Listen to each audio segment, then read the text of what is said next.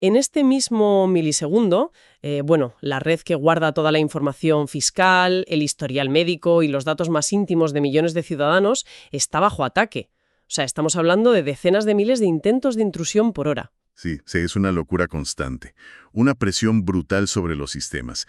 Y lo curioso aquí es que la barrera que defiende todo esto no es, digamos, un guardia de seguridad tradicional ni un muro de hormigón. Exacto. Quienes protegen esa infraestructura crítica son piezas de código. Básicamente algoritmos hiperespecializados, pero con nombres de lo más cotidiano. En plan Lucía, Carmen o Gloria. Parece increíble, pero esa es la primera línea de defensa. Totalmente. Así que es el momento de arrancar un nuevo análisis a fondo. Y la misión de hoy es precisamente explorar cómo el papeleo RIS, esa burocracia típica del Estado español, esconde en realidad la mayor fortaleza cibernética y jurídica del país. Una fortaleza que se ha construido, ojo, a lo largo de décadas. Ya te digo. Para esto tenemos una montaña de fuentes. Desde la mismísima Constitución de 1978 y las leyes de procedimiento administrativo hasta manuales técnicos de ciberseguridad y esquemas de criptografía. Vamos a destripar cómo funciona esta maquinaria. Porque, aunque hablar de plazos y leyes suene aburrido, la realidad es que funciona como un reloj suizo lleno de trampas defensivas. Exactamente. Así que para cualquier persona que nos escuche y quiera entender cómo se protege su privacidad frente a todo el poder tecnológico actual, este recorrido conecta esos cimientos legales de hace casi medio siglo con el cibercrimen moderno. Vale, vamos a desgranar esto. Antes de llegar a los servidores y los hackers, hay que empezar por los cimientos analógicos. Lo fascinante aquí es situarse mentalmente en el año 1978. A ver, no existía el Internet tal y como lo conocemos.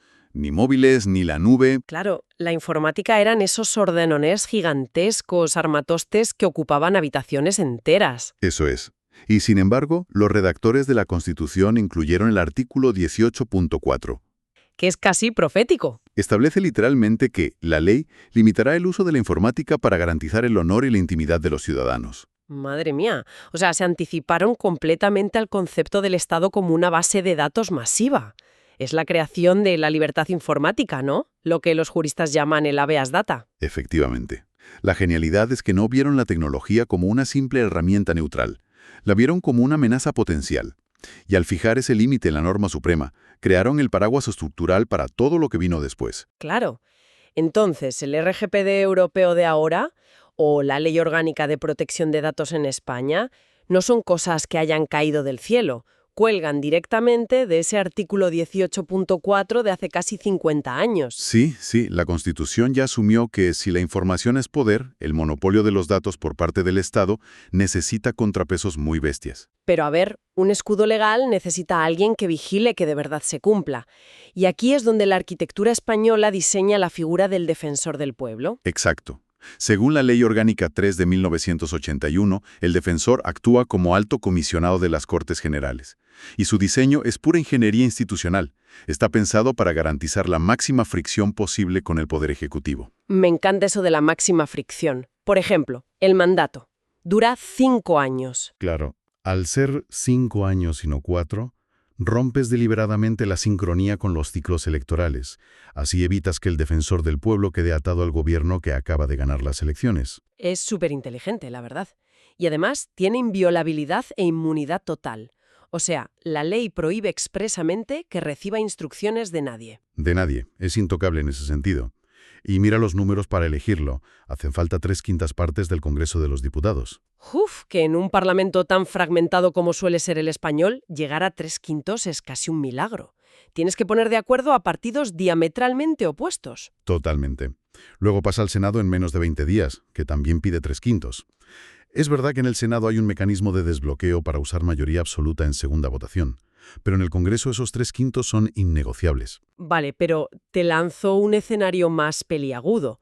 La teoría sobre el papel es muy bonita, pero supongamos que el defensor decide investigar un abuso grave en un ministerio.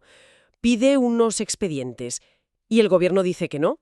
Se niega en rotundo, alegando que es materia de seguridad nacional. ¿Se levanta un muro? ¿Ahí qué pasa? ¿Colapsa el sistema? Pues no, porque la ley ya anticipa ese choque de trenes. El defensor puede exigir documentos secretos de Estado. Y si el gobierno quiere ocultar esa información, no sirve con que un ministro mande una carta o dé una orden verbal diciendo que no. ¿Y qué tienen que hacer entonces? Para denegarlo, necesitan un acuerdo formal, oficial y certificado del mismísimo Consejo de Ministros al completo. ¡Ostras! O sea que se tienen que mojar todos. Eso es. El gobierno entero asume el coste político y legal, dejando un rastro indeleble de que han bloqueado una investigación oficial. ¡Qué barbaridad! Y lo mejor es quién puede activar esta maquinaria. Porque cualquiera puede presentar una queja. No hace falta ni ser español. Ni ser mayor de edad. Y el trámite es 100% gratuito y sin abogados. Es que las fuentes decían que hasta una persona en prisión puede escribir una queja en una servilleta, dársela al director de la cárcel y esa nota tiene que llegar al defensor en un sobre cerrado, sin censura previa. Es el cortocircuito definitivo a la burocracia. Exactamente. Y esa rendición de cuentas nos lleva a ver cómo están limitados y estructurados los demás poderes del Estado. Todo a través del tiempo y las prerrogativas. Claro, es como un juego de mesa enormemente complejo donde cada pieza tiene sus movimientos tasados, empezando por la figura del rey. A ver, el rey tiene que sancionar y promulgar las leyes en un plazo de 15 días, pero su firma por sí sola no tiene validez jurídica, no tiene poder de veto real, entonces. Nada. Aquí entra el refrendo del artículo 64. Como el rey es inviolable y no tiene responsabilidad, alguien tiene que asumir las consecuencias de lo que firma. Así que todo acto del rey va refrendado por el presidente, los ministros o, en algunos casos, el presidente del Congreso.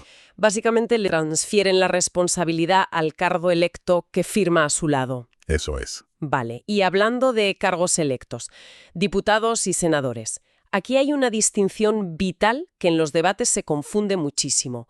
Inviolabilidad e inmunidad. No son lo mismo, ¿verdad? Para nada. La inviolabilidad es un escudo absoluto y permanente, pero solo sobre la libertad de expresión. Protege las opiniones y los votos que emiten. Impide que les juzguen por lo que dijeron en la tribuna, incluso 20 años después de jubilarse. Claro, para que puedan hablar con libertad. ¿Y la inmunidad? La inmunidad es temporal y procesal. Garantiza que durante su mandato no pueden ser detenidos salvo en flagrante delito. Y el objetivo no es darles un privilegio de élite, es proteger al propio Parlamento. Ah, para evitar que un gobierno use a la policía para detener a la oposición el día de una votación importante. Exacto. Si quieres procesar a un diputado, el Tribunal Supremo tiene que enviar un suplicatorio a la Cámara. Y son ellos mismos los que votan si autorizan que se juzgue a uno de los suyos. Es puro instinto de supervivencia institucional, igual que con la moción de censura, el artículo 113, que pide una moción constructiva. No vale con querer echar al presidente porque te cae mal. Tienes que proponer a un candidato alternativo dispuesto a gobernar. Sí, necesitas la firma de 1/10 parte de los diputados, 35 escaños.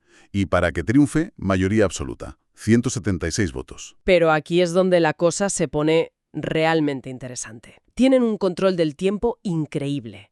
Desde que se presenta hasta que se vota, hay un periodo de enfriamiento obligatorio de 5 días, y en los 2 primeros puedes proponer otras alternativas. Es un mecanismo de pausa brutal. Literalmente es el Estado imponiendo una terapia de control de ira. Un tiempo de reflexión obligatorio para evitar que en una tarde caótica los políticos enfurecidos derriben el gobierno. Y si conectamos esto con el panorama general, vemos que la tiranía del reloj está por todas partes. La Constitución y la Ley 39 de 2015 cuantifican el poder con el tiempo. Ya te digo. Fíjate, 72 horas de límite absoluto para una detención preventiva, o 48 horas de espera obligatoria antes de la segunda votación de investidura. Y a nivel administrativo ya es pura ciencia exacta. Las reglas del artículo 30, las horas son siempre hábiles. Los plazos en días excluyen fines de semana y festivos. Sí, y el reloj empieza a correr al día siguiente de que te lo notifican. Que eso a veces la gente no lo sabe. Y si el plazo es en meses o años, va de fecha a fecha. Si te notifican el 15 de marzo con un mes de plazo, tienes hasta el 15 de abril. Y si ese día es domingo, salta al lunes o al siguiente hábil. Un solo error calculando un día hábil te puede hacer perder un juicio millonario por caducidad o dejar a un ciudadano sin recursos. Es implacable. Es un engranaje tremendo. Pero a ver, siendo realistas, todos estos plazos tan milimétricos serían imposibles de cumplir hoy sin la digitalización. ¿Cómo se organiza el Estado en el ciberespacio? Bueno, antes de ir a lo digital, hay que ver el modelo organizativo físico, marcado por el artículo 103.1 de la Constitución. La regla mnemotécnica famosa de FJD de SCO. A ver si me acuerdo. Eficacia, jerarquía, descentralización, desconcentración y coordinación. Perfecto. Y aquí es vital distinguir entre descentralizar y desconcentrar. Descentralizar es cuando el Estado le pasa un asunto a otra entidad jurídica distinta. Por ejemplo, transfiere las competencias de sanidad a una comunidad autónoma, que tiene su propio dinero y su parlamento. Vale. ¿Y desconcentrar? Desconcentrar es un movimiento interno. El ministerio se queda con la competencia final, pero le pasa el trabajo diario a una dirección general subordinada para no atascarse. El jefe sigue siendo el mismo. Pero en Internet necesitamos identidad digital y firmas electrónicas, que están reguladas por las leyes de 2015 y 2020. Aquí hay un punto clave. No siempre hace falta firmar. ¿Ah, no? No. La ley distingue entre identificarse y firmar. Identificarse sirve para trámites consultivos. Demuestras quién eres y ya. La firma electrónica es un acto de voluntad con peso penal. Solo es obligatoria para acciones críticas. Vale. Pedir cosas, presentar recursos, renunciar a derechos. Exacto. Y por cierto, las personas jurídicas, o sea, las empresas, no pueden tener certificados de firma. Eso es solo para personas físicas. Las empresas usan sellos electrónicos y se identifican con su NIF. ¡Qué curioso! Y los que emiten estos certificados asumen un riesgo bestial, ¿no? Muchísimo. Los prestadores de servicios de confianza tienen que tener un seguro de responsabilidad civil de al menos 1,5 millones de euros, más $500,000 extra por cada servicio. Porque si hay un fallo validando una firma, las demandas son multimillonarias. ¡Ostras! ¡Una pasta! Pero, fijándome en la ley de 2020, hay un detalle con la caducidad que me llama la atención. Los certificados cualificados caducan máximo a los 5 años. Y no los puedes encadenar eternamente. A ver, un pasaporte físico caduca porque cambias de aspecto, envejeces. Pero en lo digital eres el mismo. Hay un motivo oculto para esos 5 años. Es una cuestión de supervivencia frente a la tecnología. Un certificado es básicamente un problema matemático gigante, pura criptografía. ¿Un candado matemático? Exacto. Pero los ordenadores cada vez tienen más potencia de cálculo. Lo que hoy tarda miles de años en romperse, en 5 años un superordenador o nuevas técnicas podrían reventarlo en unos días. Ah, vale. O sea, los 5 años son el margen de seguridad antes de que el algoritmo se vuelva vulnerable a los hackers. Eso es. La criptografía no envejece físicamente, pero se vuelve obsoleta rapidísimo. Y esto me lleva directamente a la ciberseguridad. Porque claro, si obligan al ciudadano a volcar toda su vida fiscal, judicial y de salud en bases de datos protegidas por certificados que caducan, el Estado tiene que defender eso como si fuera una guerra. Es que es seguridad nacional. Y ahí entra el Esquema Nacional de Seguridad, el NS, regulado por el Real Decreto 311 de 2022.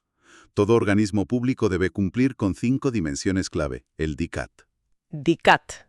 Disponibilidad, integridad, confidencialidad, autenticidad y trazabilidad. Exactamente. Disponibilidad para que la web no se caiga ante un ataque. Integridad para que nadie modifique un dato. Confidencialidad para que no lo lean intrusos. Autenticidad para saber quién es el autor. Y trazabilidad para dejar un rastro legal de cada milisegundo de actividad en el sistema. Cumplir todo eso a nivel país es titánico. Y aquí es donde entran las herramientas del CCNCERT, el Centro Criptológico Nacional, que la verdad tienen unos nombres fascinantes. En vez de acrónimos militares impronunciables, usan nombres de personas, sobre todo femeninos. Sí. Son el Sistema Inmunológico del Estado, una red de algoritmos hiperespecializados. Tenemos a Lucía, que gestiona los tickets de ciberincidentes, luego Gloria y Mónica. Gloria es brutal. Es un sistema SIEM. Ingresan millones de líneas de actividad buscando correlaciones imposibles. Si un funcionario inicia sesión en Madrid y a los 3 segundos esos datos intentan salir hacia un servidor extraño, Gloria detecta la anomalía y salta. Claro, un humano no vería eso en 1 millón de años. ¿Y qué pasa con los ataques silenciosos? Esos espías que entran poco a poco. Para las amenazas persistentes avanzadas, los famosos APT, está Carmen. Analiza el tráfico de red buscando patrones súper sutiles para pillar a los intrusos que llevan meses escondidos copiando archivos pequeños. También están Inés para evaluar el estado de seguridad, Clara y Ana para auditorías, Pilar para análisis de riesgos y Olvido, que me encanta. Olvido es para cuando hay que tirar un servidor del gobierno. No vale con vaciar la papelera. Olvido aplica un borrado criptográfico seguro. Sobrescribe el disco 1000 veces con ruido y ceros para quemar la información hasta los cimientos, imposible de recuperar. Es que suena a un elenco de una telenovela, te lo juro, o a un grupo de vecinas. Pero a ver, te pregunto un poco haciendo de abogado del diablo. Con tantas de estas supuestas personas vigilando partes distintas de la red, ¿realmente ven los ataques de forma efectiva o solo se mandan informes entre ellas? Esto plantea una pregunta importantísima, porque si no hay coordinación, no sirve de nada. Y aquí entra Iris. Iris es el ojo de Sauron. El ojo de Sauron. Literalmente. No es solo papeleo. Iris centraliza los datos de Lucía, Carmen, Gloria y todas las demás. Lo unifica en mapas interactivos en tiempo real, permite ver millones de amenazas a la vez y orquestar bloqueos nacionales antes de que el virus salte de un ministerio a otro. Madre mía, qué pasada de infraestructura. Entonces, ¿qué significa todo esto? Pues que hemos visto cómo el Estado protege al ciudadano por partida doble. Primero en analógico, con un defensor del pueblo intocable, y reglas parlamentarias que obligan a reflexionar. Sí, un escudo institucional súper robusto. Y por el otro lado, en la sombra digital, tienes a ese ejército de algoritmos, a Lucía, a Carmen, a Gloria, peleando cada milisegundo contra amenazas invisibles para mantener viva esa libertad informática que soñaron en el 78. Es un contraste fascinante entre burocracia de papel y guerra cibernética. Totalmente. Y para terminar, quiero dejar una idea provocativa a nuestra audiencia. Una reflexión. A ver, si la Constitución del 78 fue tan visionaria anticipando los peligros de la informática, y la ley actual asume que la criptografía se queda obsoleta cada 5 años por la potencia de los ordenadores, La pregunta es casi obligada. ya te digo, ¿cómo se va a adaptar todo este enorme andamiaje jurídico y tecnológico el día que la inteligencia artificial autónoma no solo pueda redactar leyes, sino crear mutaciones de malware a tal velocidad que herramientas como Carmen o Gloria ya no puedan ni procesarlas? Es que ese adversario evolucionará sin intervención humana. Ese es el tema. Es un reto legal y existencial enorme para esta próxima década. Tendrán que reescribir las reglas del juego.